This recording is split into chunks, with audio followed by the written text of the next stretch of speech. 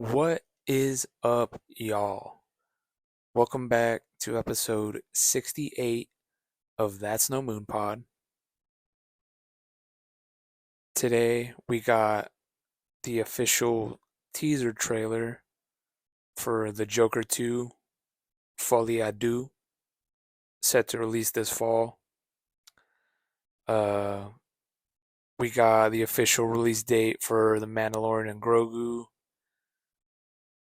Got some other Star Wars news. Um, Star Wars Outlaws, a new video game trailer dropped. And that's pretty much all that's been going on recently. Honestly, the Joker 2 trailer kind of came out of nowhere for them to drop the teaser trailer today. So I kind of just want to get right into that, to be honest. The movie looks awesome just based off the trailer. Still has that same kind of vibe and feel, the cinematography from the first one. I feel like the first one, even though the majority of people I felt really dug it, there was still more than I was expecting people that didn't really like it. I guess it was a little too dark, a little too heavy. Maybe they were expecting some kind of, Batman versus Joker type of movie. Um, and that's totally not what it was at all. It was just pretty much us really getting into the mind of the Joker and how he becomes who he is. I love the first movie. Definitely was one of my favorite movies of that year when it came out. Um, just what Joaquin Phoenix is able to do with his acting chops and just his commitment to the character. Um, just totally letting himself become the Joker, Arthur Fleck. Um, but this new trailer for the Joker 2, again, just has that same exact feel and tone to it. Um, I'm still real hesitant about it being a musical, and they kind of give you, that vibe from the trailer just by the music that they're playing and just how it's probably all gonna just kind of be all in his head, kind of like how we had those scenes in the first one where he was playing out these scenarios going on in his life, but in reality, it was all in his head and he was just kind of making these things up all in his mind and they weren't really happening in reality. Um, so I'm interested to see how that kind of plays out in the sequel.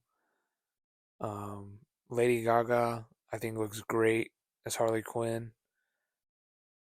Those set photos that were released a while back ago, just kind of seeing her in character, kind of in costume. I thought, just by the look of it, she fits the role. And I think she's a good enough actress as well to carry her own up against someone as well. You know, Joaquin Phoenix is pretty much as good as it gets when it comes to actors. And I think she's going to be able to bounce off of him really nicely. Just two psychotic individuals in Arkham. From the looks of it, I thought maybe we were going to kind of see that relationship with her being the psychiatrist or therapist type deal, and maybe Arthur Fleck kind of goes to her for counseling. But it looks like that she's already, gone crazy and is already in Arkham with Arthur Fleck, and then they somehow create this bond and fall in love and just pretty much create chaos. Um, but yeah, just the shots that they show in the trailer. Um, Again, the cinematography just looks like it's just on another level. The musical element to it, again, I'm hesitant, and I think a lot of people are hesitant as well. If you look at the comments on any kind of post for this trailer or just for this movie in general, everyone is just talking about it's a musical. I'm out. I don't know about this. Why are they doing it as a musical? Um, but again, I think if they're able to play it off to where it's all in his mind or it's all in Harley Quinn's mind, um, and it's not like they're just singing and dancing when they're eating their lunch or whatever, and just break out in a song and dance number.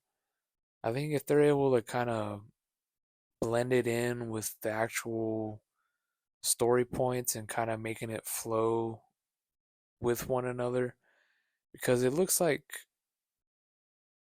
we're not just going to be locked up in Arkham with them. We see shots of Arthur Fleck running through the streets from the cops. um, we see him kind of getting dragged around in these different hallways. um, they have those nice set pieces where it looks like they're him and Harley kind of have like this show together, um, which is probably all in their minds, I guess. But I think they're gonna do a nice job kind of blending the two together with the musical while also just kind of telling this psychotic story. I think it's just gonna be a completely bizarre movie, a total different shift in the comic book genre. The first one already did that in general, but I think this one's gonna take it to a whole nother level to where a lot of people talk about how superhero movies are kind of played out or they're just kind of hitting the same beats over and over, just kind of this good guy, bad guy redemption arc story with the same kind of action set pieces and story points. But, Todd Phillips, he's a great director. The actors that they got in this movie are top notch. The cinematography looks like it's just going to be on a whole other level from the first one. Um, that shot at the end of the trailer to where Harley's talking to Arthur Fleck and she writes on the glass window, like a smiley face with the red lipstick saying, I want to see the real you. And then Arthur Fleck just kind of moves over and then smiles, like just perfectly in line with how the red lipstick is on the window. Um, those kind of shots are just like those. That's why they put that in the trailer because that shot was just money. That was the money shot.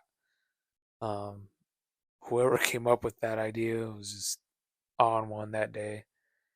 Um, but I think that's what I'm most excited about for the movie is just kind of obviously how the story plays out. I'm curious to see how they deal with the whole musical point, but I'm going in this movie for the acting, the writing, the cinematography.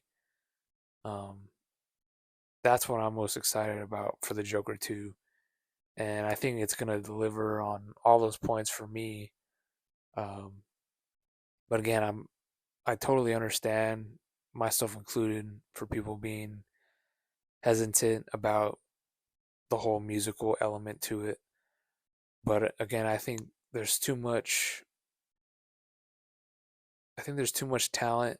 Like Todd Phillips, he's not gonna just do a whole,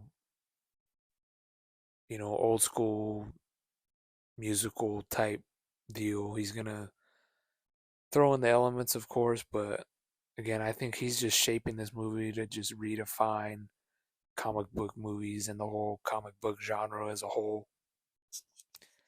Um, and I think they're gonna knock it out of the park because I don't think that they would be going through with this if they didn't have some kind of, you know, good amount of confidence that this is gonna work and that this is gonna, attract the audience to want to come see this, even though it is technically a musical.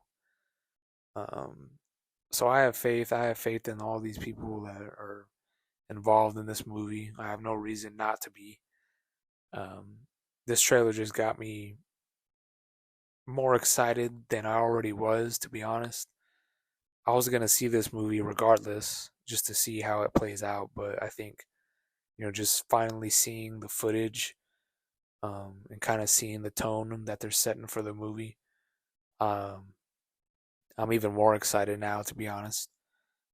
But let me know what y'all think. If the whole musical thing scares y'all and it kind of makes y'all hesitant to go see it, let me know. Um, yeah, I'm more excited now more than ever. Um, like I said at the beginning, we got some new Star Wars stuff going on. Um, Star Wars Outlaws video game by Ubisoft finally got a, wouldn't say a gameplay trailer, but it was, in engine game style gameplay, but there wasn't really much gameplay, to be honest. There wasn't like no, it was kind of just more of the cutscenes throughout the trailer. Um, I honestly totally forgot about this game, to be honest, because there's so many Star Wars projects, including video games, that just get announced and then get canned for whatever reason. Um, we saw that with, there was supposed to be a Knights of the Old Republic remastering or something, and that got canned. That whole bounty hunter, forget what it's called, 1419 or 1412 or something. It was like an old school, like around the prequel era bounty hunter style, um, open world type video game that got canned. Um, and Star Wars, Lucasfilm, their track record with these things just have not been good at all. So I completely forgot about this game was coming out, and I think the game looks fun. Um, the story seems like it's a little generic to me, to be honest. I mean, it's just this girl with her pet, and she's on the run, of course, and she has to do this job to earn enough money to, you know, buy her way to freedom, pretty much. Um, so that whole story element to it, I think is kind of, it's been done before a lot. Um, Not only in Star Wars, but in pretty much everything, related to this kind of style of gameplay and storytelling. Um, but I think the graphics look great. Um, I wish we got a little bit more gameplay footage, just kind of seeing how everything was gonna be kind of looking for once we finally get our hands on the game. Um, they did like a pre-order thing at the end, which I don't think many people are gonna be pre-ordering this game, especially for not showing too much actual gameplay footage. Um, but I think overall it looks cool. Um, Kind of still has like that open world feel to it. Um, Again, the graphics look good. Ubisoft, they make good games for sure. They know what to do with these style of games. If it's gonna kind of be some sort of, you know, Assassin's Creed style Star Wars game. Um, I just kind of wish this was something else. Again, that canceled Star Wars game, Bounty Hunter. Um, if that was this game, I think a lot of people will be way more excited. Um, I just think you're throwing this out there, hoping to get some people excited about it, but I mean, it doesn't look like there's any lightsabers whatsoever. So you're already kind of putting yourself in a hole by creating a Star Wars game within this time era. And, there's not going to be much Jedi. There's not going to be any this or that. Um, So I wouldn't say my excitement level for the game is too high at all. I'm gonna wait and see till we actually get some hands-on gameplay footage. Um, but it's too early to see. The game comes out later this year, so we got plenty of time for them to kind of get the hype rolling for it more. Um, some other Star Wars related news: the Mandalorian Grogu movie finally got a release date, an official release date, um, and I believe it comes out in 2026. Yeah, it comes out May 22nd, 2026. So we're still 2 years away from this thing dropping. Um, and again, with the track record with Lucasfilm, this release date most likely will get pushed back depending on the circumstances. With, we still got the Rey movie coming out. We got some more news with the Dawn of the Jedi, the James Mangold movie, kind of the Knights of the Old Republic style era movie. Um, they just got the writer from Andor to jump on board with the Dawn of the Jedi James Mangold movie, which I think is a huge W, to be honest, because right now, James Mangold, he's coming off of Indiana Jones Dial of Destiny, which didn't do well at all critically or box office. But he's definitely a talented filmmaker. We've seen it before with Logan, Ford versus Ferrari. He's done he's done great work for sure, and he's a real talented guy. Um, and he's kind of taking the reins from the Benioff and uh, Benioff and Weiss from the Game of Thrones writers. They were set to do this movie, the Knights of the Old Republic style movie, and then creative differences or whatever, and they get dropped, and then James Mangold swoops in, and then he's gonna be kind of following up the story, I guess, that they were gonna tell. Um, but I think getting the writer from Andor kind of helps this movie in a way because the writing in Andor, I thought for sure was the best part of the show. Um, I had my critiques on the Andor show, even though for the most part I did enjoy it. But I thought for sure the writing I thought was the thing that stood out the most because in Star Wars, these Disney Plus shows, especially, the writing just isn't up to par for what I think us fans want from Star Wars.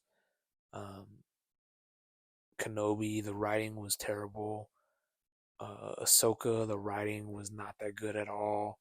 Book of Boba Fett, the writing was not good at all. Um, and obviously, we know about the prequel or the sequel trilogies. Um, just the writing, the people that they're getting to write these shows and movies for Lucasfilm just have not been good. And I think if you're able to attach the guy who helped write Andor, and then he jumps on to this Dawn of the Jedi movie with James Mangold, so you got two guys who are super talented at what they do, and as long as there's not too much, you know, suits, dipping their fingers too much and whatever creative things that they got going on with this movie, I think Dawn of the Jedi definitely will get enough hype. And as soon as they get the ball rolling on that, um, I think it has a lot of potential, to be honest. Um, the Mandalorian and Grogu, I think, is kind of just their way of, just them getting a hit, just them getting on base, and hopefully, with a little bit more here and there, they're able to finally score a run and kind of get the momentum going. Um, but we still got to wait and see because the Acolyte comes out this summer, and that's gonna kind of start. setting the tone for what's to come. I think they got a lot riding on that show, to be honest. There was a couple more official set photos released for some magazine that got dropped. Um, the photos looked okay.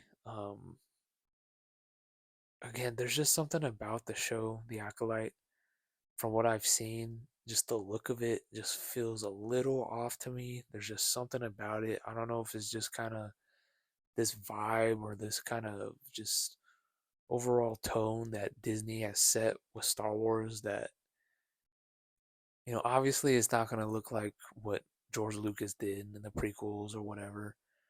But I kind of wish that I don't know, it just kind of looks all the same to me.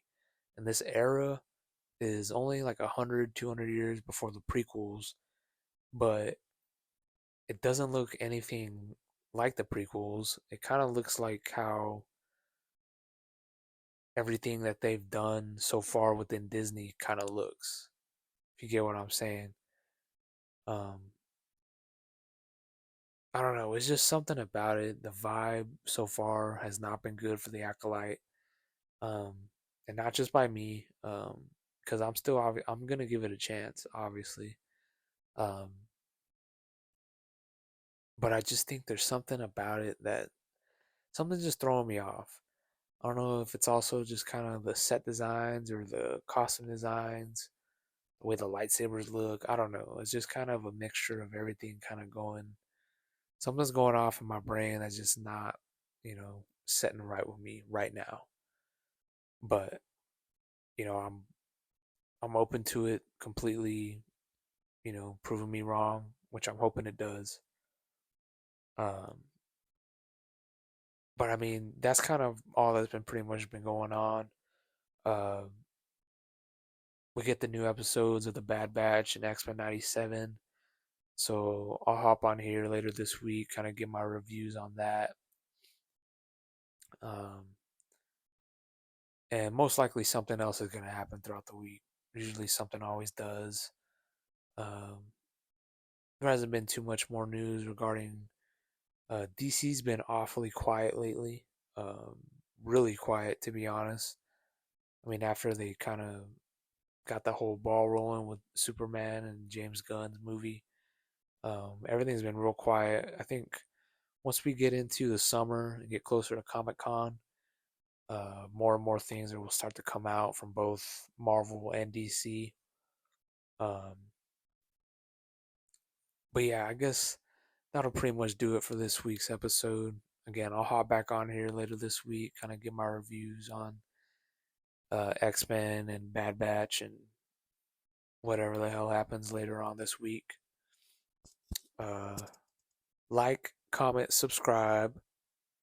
I'm still posting my comic books on my Snapchat and IG with the variant covers, the new releases. If y'all are trying to get into comic books, don't know where to start, I pretty much give y'all a free comic book on my Snapchat to read. Um, and the variant covers will be on there and on my IG as well. Um, so if you're looking to get into comic books, don't really know where to start, or if you're already into comic books and kind of looking for something else to kind of get into, maybe something looks cool, follow me on all my socials. The links will be in the description. Again, like, comment, subscribe. Until next week, y'all stay safe, and I'll catch y'all on the flip. Peace.